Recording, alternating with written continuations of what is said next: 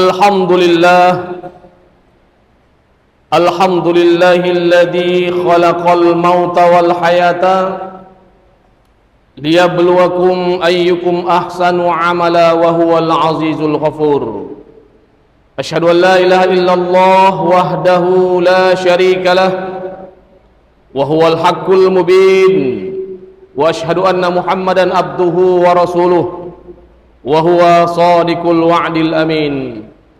Allahumma salli wa sallim ala sayyidina Muhammad wa ala alihi wa ashabihi ajma'in. Amma ba'du, fa ya ibadallah ittaqullaha haqqa tuqatih wa la tamutunna illa wa antum muslimun. Qala Allah ta'ala fi kitabihil karim, a'udzu billahi minasy syaithanir rajim. Bismillahirrahmanirrahim. Wa'budullaha wa la tusyriku bihi syai'a wa bil walidaini ihsana wa bizil qurba wal yatama wal masakin wal jari dzil qurba wal jaril jambi was sahibi bil jambi wa banis sabil wa ma malakat aymanukum innallaha la yuhibbu man kana mukhtalan fakhura. Shadaqallahul azim. Ma'asyiral muslimin, jamaah salat Jumat, orang-orang tuaku yang dimuliakan Allah Subhanahu wa taala. Kembali kita bersyukur kepada Allah Subhanahu wa taala. Sampai hari ini kita masih diberikan Allah banyak kenikmatan-kenikmatan hidup yang kita rasakan. Salah satu di antara nikmat yang kita rasakan hari ini adalah yakni nikmat hidup, nikmat sehat, nikmat iman, nikmat Islam, dan juga sekaligus nikmat kelapangan waktu, sehingga kita dapat melangkahkan kaki kita, mengayunkan tangan kita menuju rumah Allah yang sangat mulia ini dalam rangka melaksanakan kewajiban kita sholat Jumat secara berjamaah. Salawat berlangkaikan salam tidak lupa kita hadiahkan kepada junjungan kita Nabi besar Muhammad sallallahu alaihi wasallam. Mudah-mudahan kita semua yang berhadir di rumah Allah ini senantiasa diberikan Allah kesehatan, diberikan Allah keselamatan, dimudahkan Allah urusan kita semua, diluaskan Allah rezeki kita semua, serta dikabulkan Allah doa-doa dan harapan kita semua. Amin ya rabbal alamin. Ma'asyiral muslimin, jamaah salat Jumat, orang-orang tuaku yang dimuliakan Allah Subhanahu wa taala. Kita mengetahui bahwa Al-Quran adalah salah satu pedoman yang menjadi rujukan manusia.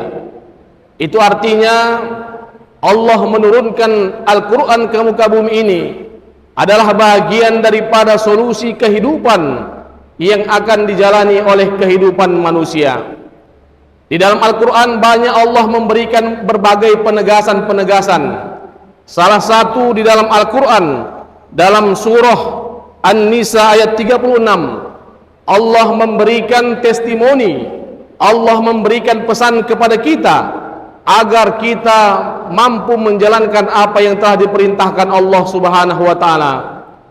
Pesan Allah di dalam Al-Quran dalam surah An-Nisa ayat 36 ini, yang pertama, a'udzubillahi minasyaitonirrajim, bismillahirrahmanirrahim. Wa'budullaha wa la tusyriku bihi syai'a. Hadirin jamaah salat Jumat, orang-orang tuaku yang dimuliakan Allah Subhanahu wa taala. Kalau kita melihat dari ayat yang sudah Allah jelaskan di dalam Al-Qur'an surah An-Nisa ayat 36 ini, Allah berpesan bahwa yang artinya sembahlah Allah dan jangan kamu mensyirikkannya atau menduakannya. Kalau kita dalami ayat ini, Allah memberikan pedoman bagi kita bahwa apapun permasalahan hidup, apapun yang kita cita-citakan dalam hidup dan kehidupan ini, maka yang pertama Allah sampaikan kepada kita harus bersandar kepada Allah Subhanahu wa taala. Dan kemudian yang kedua adalah Allah memerintahkan kepada kita untuk jangan berbuat syirik kepada Allah Subhanahu wa taala. kalau kita melihat di era zaman yang serba modern hari ini, kita melihat bahwasanya banyaknya terjadi kesyirik-syirik yang ada, yang timbul di tengah-tengah masyarakat. Artinya adalah dalam ilmu tasawuf disebutkan bahwa syirik ini terbagi menjadi dua bahagian.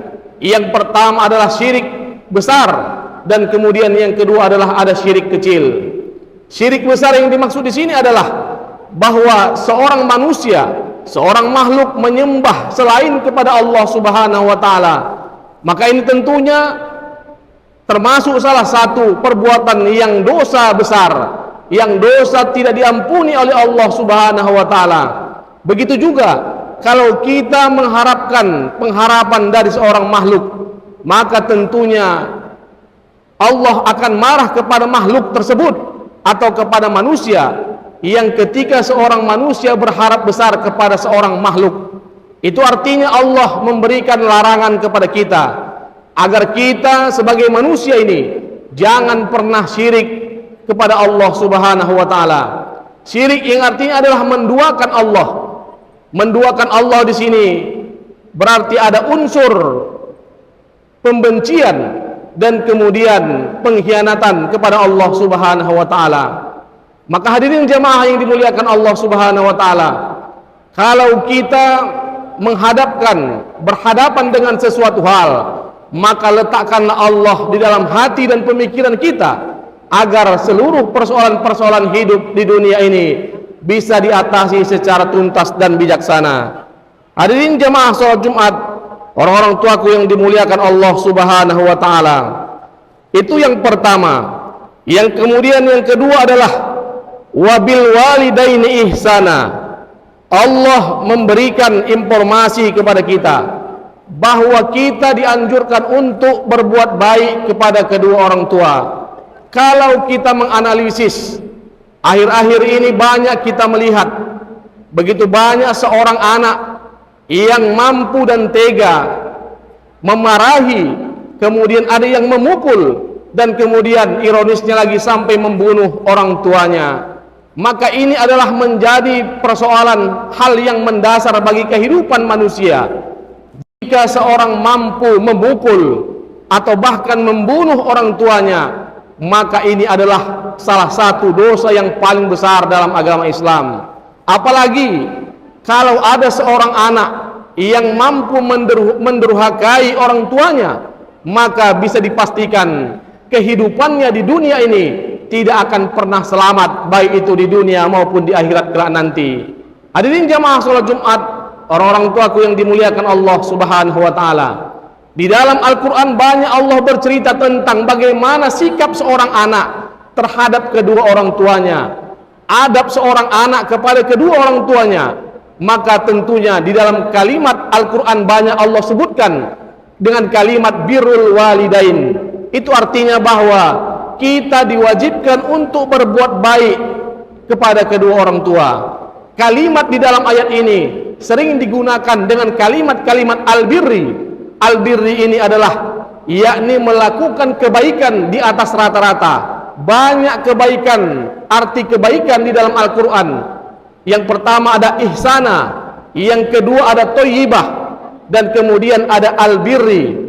Maka kemudian di dalam Al-Quran Allah menginstruksikan kepada kita untuk birrul walidain, berbuat baik kepada kedua orang tua. Hadirin jamaah salat Jumat, orang-orang tuaku yang dimuliakan Allah Subhanahu wa taala.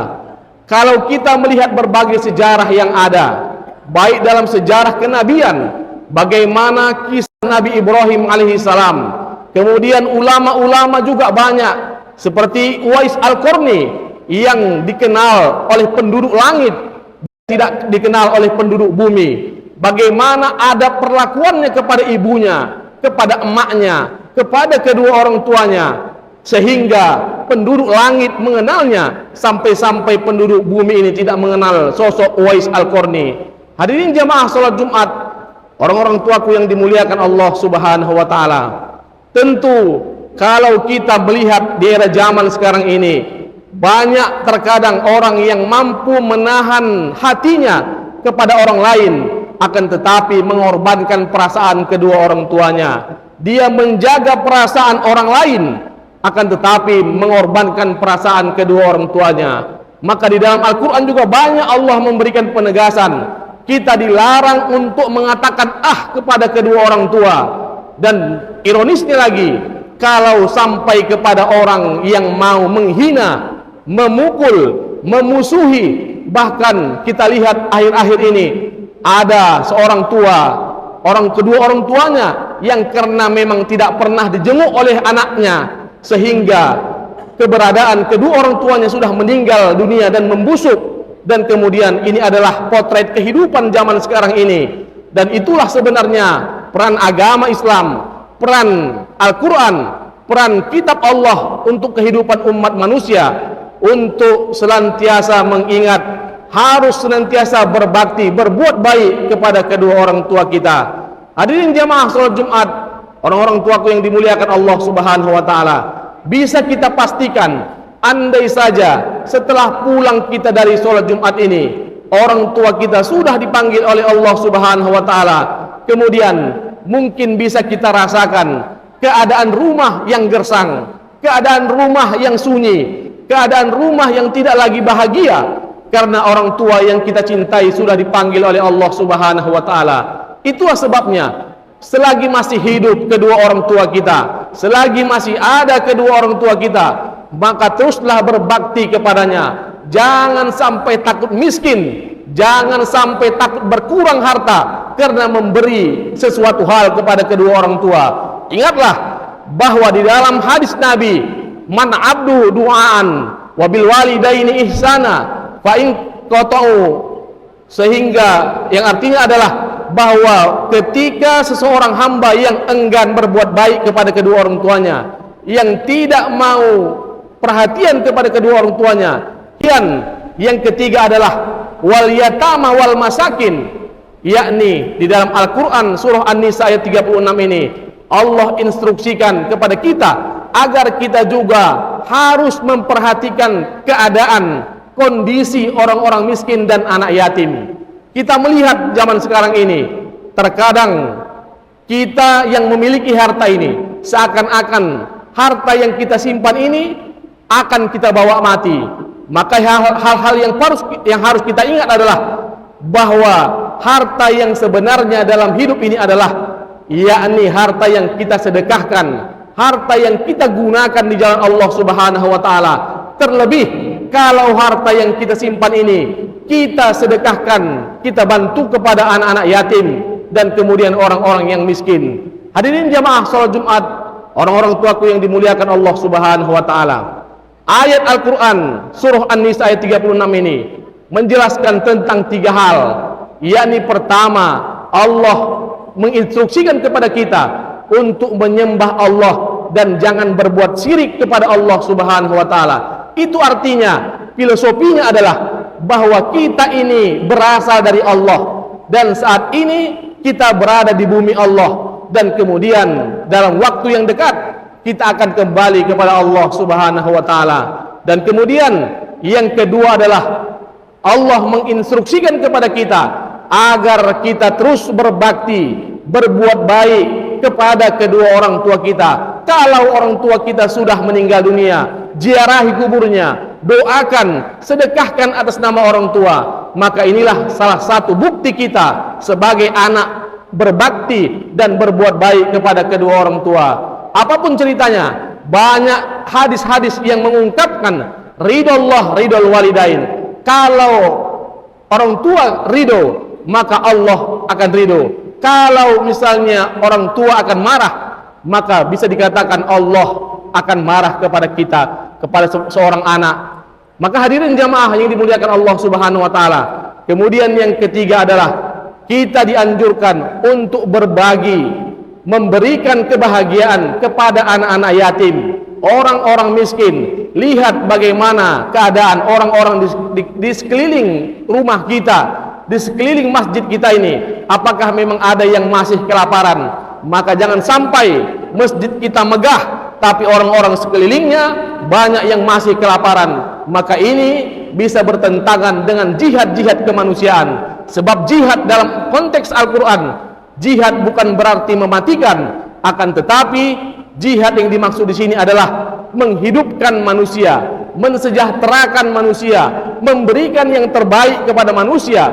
Dan kemudian dalam berbagai ungkapan-ungkapan ulama pun mengungkapkan bahwasanya lebih baik memberikan makan kepada orang yang kelaparan daripada kita membangun 1000 masjid.